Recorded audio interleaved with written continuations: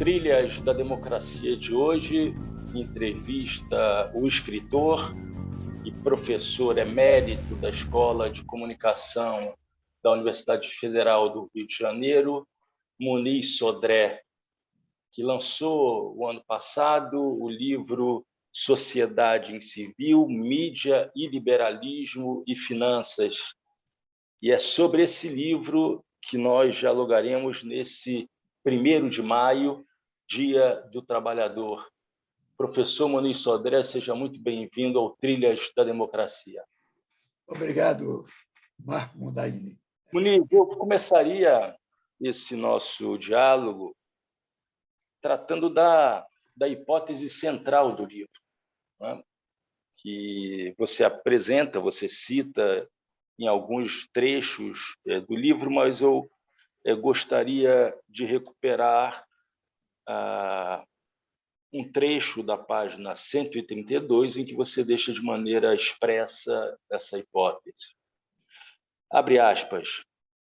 A hegemonia do capitalismo financeiro, da cultura algorítmica, entre parênteses, mediatização, e do biopoder, dá margem à hipótese de emergência de uma espécie de sociedade incivil, onde mutações socioeconômicas desconstroem os laços representativos entre o povo e o Estado, portanto, a política em sua forma parlamentar, em benefício de formas tecnológicas e mais abstratas de controle social, fecha aspas.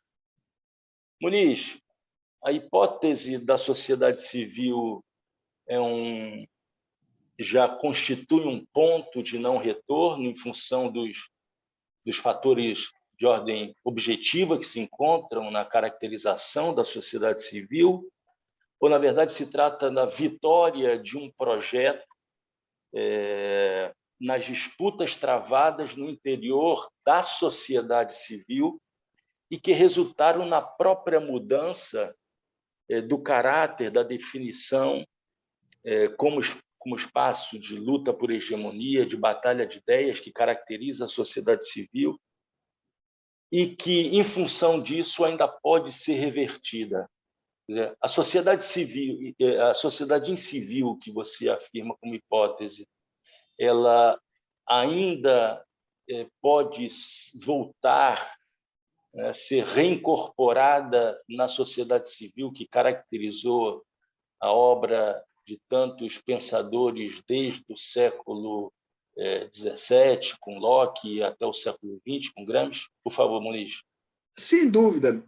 A sociedade civil, o conceito de sociedade civil, que começa realmente com força, com precisão em Hegel, depois Lenin e em Gramsci, é que efetivamente o conceito toma um curso, eu diria assim, do ponto de vista teórico, um curso transformador. A sociedade civil ela não é universal. Ela se implanta e ela se consolida em determinadas sociedades onde há um razoável equilíbrio entre Estado e forças produtivas. Então, aliás, Gramsci faz uma distinção entre sociedade política e sociedade civil, que a sociedade civil é propriamente o conjunto das classes articuladas ao redor da produção. Quer dizer, o que fica de fora disso é o que Hegel chamava de plebes, né? São os excluídos das decisões institucionais. É o populacho, o que os franceses chamaram no século XIX da canalha, la canaille, é o povo, o povão, e que sempre esteve aí também. Então, assim como a sociedade civil, então, esse conceito, Gramsciano, ele é importante porque ele permite, digamos assim, aquilatar o equilíbrio democrático pelas possibilidades de integração de determinadas sociedades, determinados países, dentro da sociedade civil, a partir da forma da sociedade civil. Por exemplo, o Brasil tinha uma sociedade civil razoavelmente estável, razoavelmente forte, apesar desse caos e desse domínio, dessa tutela que os militares sempre exerceram sobre a sociedade brasileira. tanto que, acabada a ditadura militar, tive os partidos que estavam ali sob a tutela dura militar, eles floresceram, eles ressurgiram.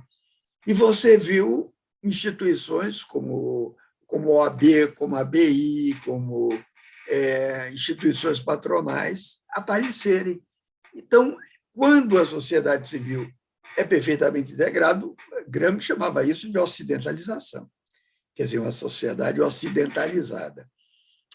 A sociedade civil brasileira era quase ocidentalizada, não era plenamente ocidentalizada, mas era quase. O que acontece? Países que não têm realmente sociedade civil. Qual é a sociedade civil que tem a Arábia Saudita? Sociedade civil que tem o Irã, apesar de ser um país modernizado em muitos aspectos. O Irã, ao contrário do que a nossa mídia diz, o país tem uma pesquisa em medicina, em engenharia e tecnologia importante. Não se sabe muito disso, mas é importante. A Arábia Saudita, o Golfo Árabe, o país é riquíssimo sem sociedade civil. A Arábia Saudita, por exemplo, quase que a população que você chamaria de sociedade civil são príncipes, 10 mil príncipes, 11 mil príncipes ali, os outros são empregados, é subgente. Então, o conceito de sociedade civil é um conceito que vale para o Ocidente, principalmente para o Ocidente.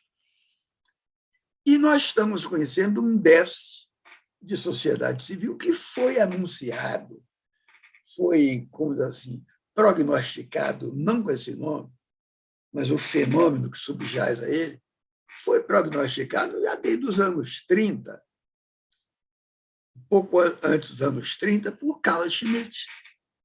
Carl Schmitt, esse sim, isso é o grande teórico da política conservadora no Ocidente, o grande teórico da Constituição, o grande teórico do Estado é um teórico da direita, é o Carl Schmitt, que foi teórico de Hitler.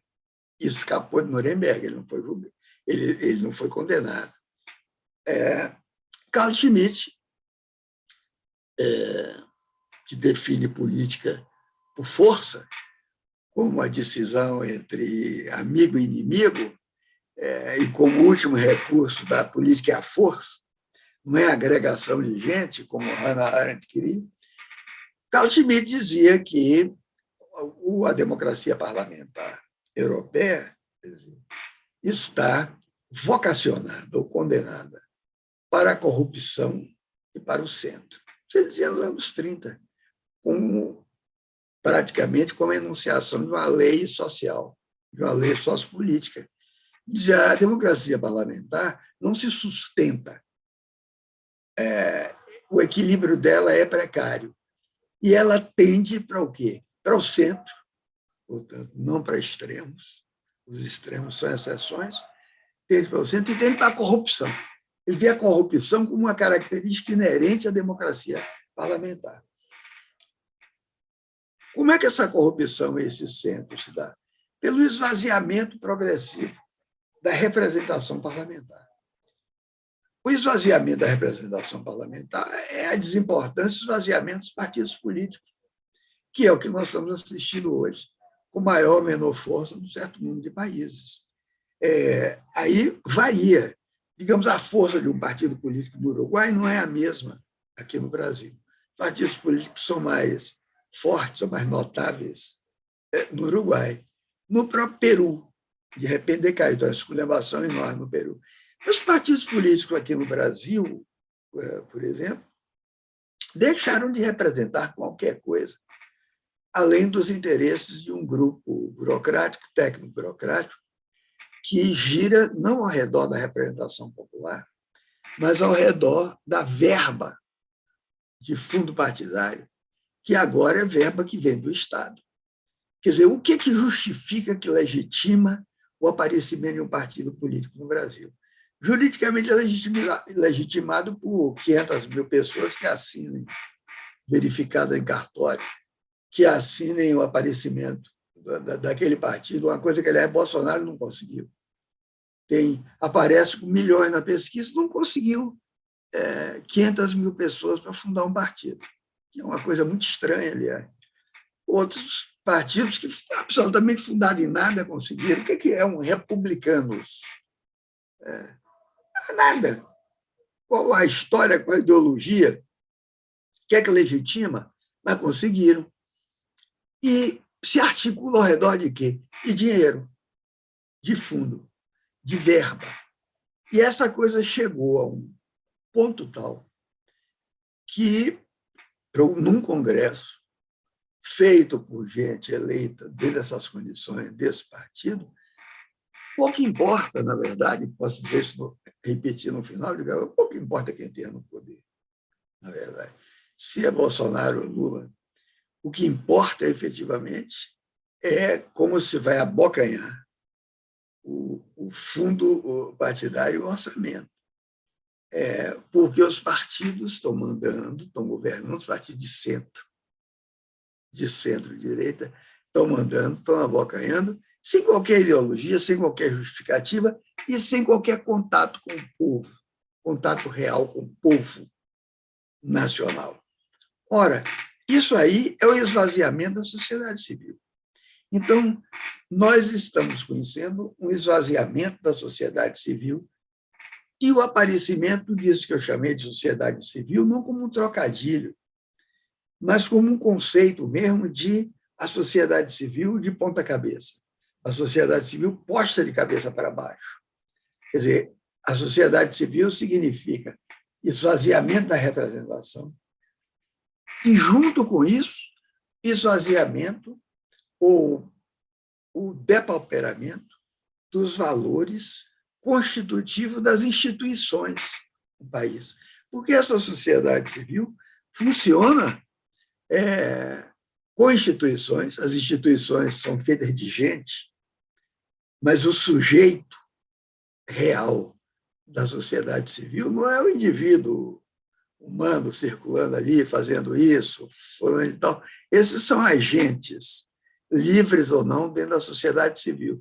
Os verdadeiros agentes da sociedade civil são intelectuais coletivos, são sujeitos coletivos, são as instituições. Quer dizer, é por isso que Gramsci pode chamar um partido de intelectual orgânico, ou intelectual orgânico. Palmiro Togliatti chamou isso melhor, chamou de intelectual coletivo, eu prefiro a expressão, aliás, intelectual coletivo, como prefiro chamar a mídia, em vez de intelectual orgânico, a mídia de intelectuais coletivos das classes dirigentes dentro da sociedade civil. Então, sem sociedade civil, você não tem mídia, você não tem imprensa. Você tem arremedo de imprensa.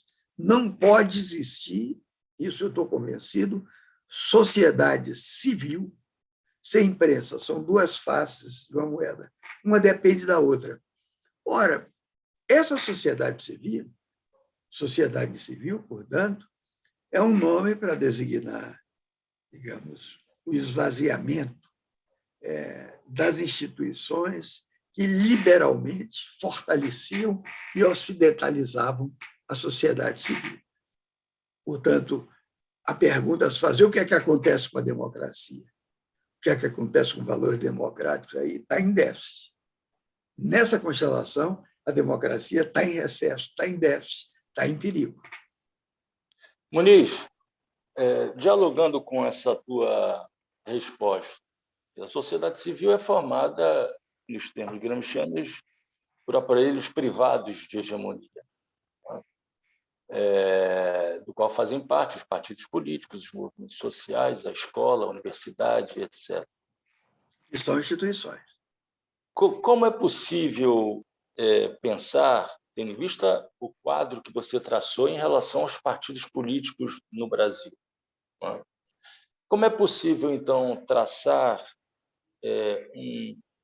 entre aspas, um roteiro? Como é possível fazer uma análise dos agentes responsáveis por uma reconfiguração, né, por um robustecimento dessa sociedade civil brasileira que não completou seu processo de ocidentalização, sempre em termos gramscianos, já que você traçou, como eu disse, um panorama dos partidos políticos do Brasil como sendo, na verdade, tendendo a um centro, eu diria, usando a expressão do Tariq Ali, um extremo centro, não é?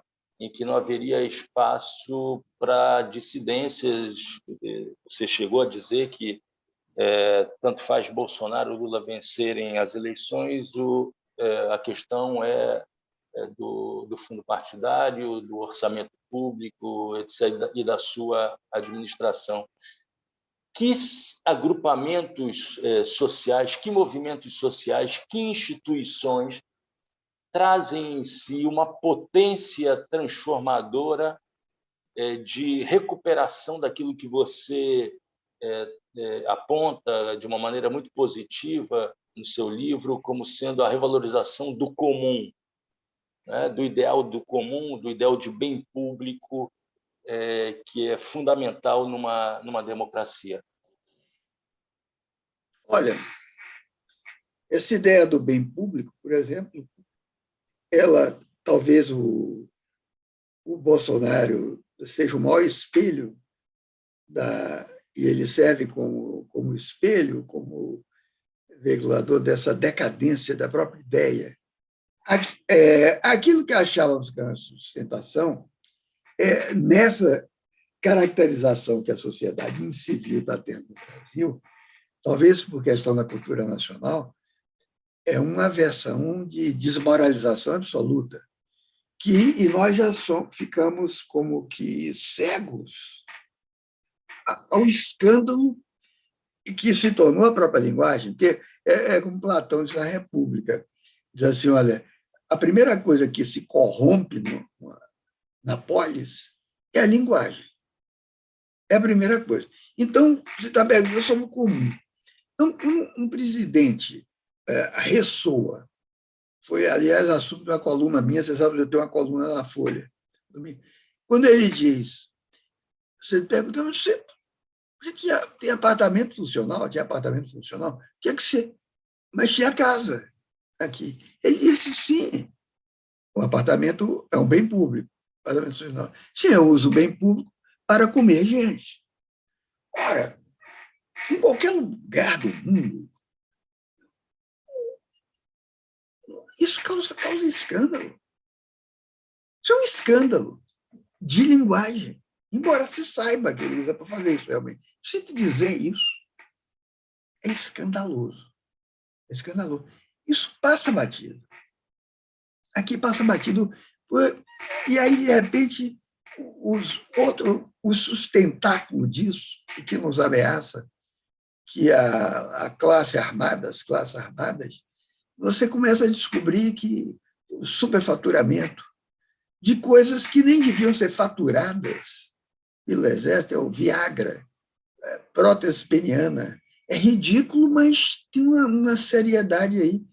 Por que o Exército vai pagar próteses penianas para aposentados, militares aposentados, e, ao mesmo tempo, explode os áudios do STM?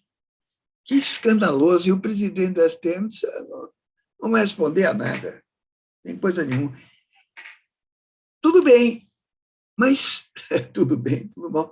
É a mais absoluta esculhambação do discurso público, que parece passar batido, a não ser em colunistas, aqui e ali, ou na matéria, mas para o povo parece. Então, o que é que acontece na reformulação, diria que seria necessário institucional? Nós temos que reformular a ideia de povo nacional. Não existe povo nacional. E todas essas instituições da sociedade civil brasileira estão articuladas, estão montadas em defesa de um povo nacional que sustenta uma coisa chamada pátria, que é o povo politicamente representado e armado em função do território. Esse povo é uma ficção, porque, veja só, o Império deu ao Brasil o Estado-nação, fez o Estado-nação brasileiro, mas não fez povo. Não teve povo. O Império acabou sem que houvesse um povo visível. apontam, e é isso, você vê Lima Barreto dizer, olha, o Brasil não tem povo, não tem público, tem plateia. O Coutinho já tinha dito, simplesmente não tem povo. E toda a questão brasileira ao longo desse século, a Constituição de um povo nacional, Getúlio teve a ditadura varguista teve essa visão e ele tentou construir artificialmente uma ideia de um povo nacional. No entanto, e as instituições se articulam valorativamente, ideologicamente, em função de valores atribuídos a essa entidade inexistente, que é um povo unido, o povo nacional. Mas, no entanto, o que é que existe? O que é isso que tem aí 200 e tantos milhões de habitantes? Eu não sei agora. Nós temos povos nacionais atuantes, fortes, e que se tornaram visíveis de um tempo para cá. Nós temos o povo negro com reivindicações, digamos assim, em marcha, e que começam a ser atendidos desde 2012, com o Supremo atendendo a questão da lei das cotas, que era considerada ridícula pela imprensa. Toda a imprensa ficou contra. O Supremo, vale a conta de conservadores, foi mais avançado do que a imprensa brasileira. O relatório Lewandowski é mais avançado do que os artigos da imprensa da época. Temos os indígenas, que ao longo do século XX, com exceção de Rondon, foram sendo exterminados. E exterminados pelas suas armadas. Ora, são exterminados por garimpeiros, por fazendeiros, mas não conseguem exterminar os indígenas. Oficialmente, eles são 900 mil, mas na prática mesmo são entre 300 mil, 400 mil. São 270 etnias, 270 línguas e 300 etnias diferentes. Nós são 300 povos aí, mais povos litúrgicos negros. Nós temos os ribeirinhos na Amazônia, que é um povo à parte. Nós temos os caboclos. Nós temos os quilombolas.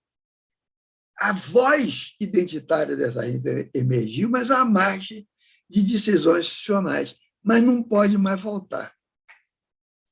É um gênio que saiu da garrafa, uma voz que saiu da boca de um país e não pode mais empurrar para trás. Ora, não se pode mais pensar a questão dos povo nacional sem pensar que são povos nacionais que têm que rearticular as suas questões de terra, de emprego, de assentamentos fundiários, de proteção de mata. Não é só questão de reconhecimento de diferenças antropológicas, não é questão de antropólogo só, é questão política. Ora, o povo nacional hoje é essa heterogeneidade radical que foi deixado de fora pelas instituições e pela sociedade civil. Isso está estourando no país em todos os lugares. Por exemplo, eu acabei de fazer um artigo no Instituto de Segurança Pública aqui do Rio, notando o aumento de casos de discriminação racial aqui no Rio. Sempre existiu, sempre discriminou racialmente, mas não é só com negros, não. É com nordestinos, é com os cultos afro, que sempre existiram aí. E essa discriminação se estende à bandidagem que tomou conta do Rio. Os milicianos, bandidos, invadem os templos afros. Aqui a gente diz, mas por que isso agora? Por que isso agora? Porque todas essas vozes se visibilizaram demais. Não é só porque é religião afro, é porque tem uma coligação de forças, de milicianos, de evangélicos, de parlamentares aqui no Rio, da LERJ, de vereadores, que eu chamo de coligação do mal, uma coligação do mal, que atua nos aparelhos de Estado e que atua nas igrejas e que insufla a classe média, que está pisando nos extremos, e aí a discriminação aparece. Essa discriminação que tapa os olhos, os ouvidos às violências. Então, veja só, eu estou falando aqui do Rio de Janeiro, onde sempre houve um equilíbrio, sempre houve um racismo, mas um equilíbrio entre Zona Norte e Zona Sul, morro e asfalto, negro e branco, samba mediano. Isso tudo está acabando. Isso tudo está acabando. Ou seja, essa crise que atravessa o país, que é uma crise identitária, não é crise cultural, nem só antropológica, não. É a crise da sociedade civil do país. É atravessado porque a representação política foi embora. Ninguém confia mais em político. Muniz Sodré, professor emérito da Escola de Comunicação da Universidade Federal do Rio de Janeiro, que lançou no ano passado, em 2021, pela editora Vozes, o livro Sociedade Incivil, Mídia e Liberalismo e Finanças. Muniz, muito obrigado por essa entrevista. E o Trilhas da Democracia volta na próxima semana para uma série de programas sobre o aparelho repressivo do Estado brasileiro durante a ditadura instalada no Brasil em 31 de março de 1964. Até lá.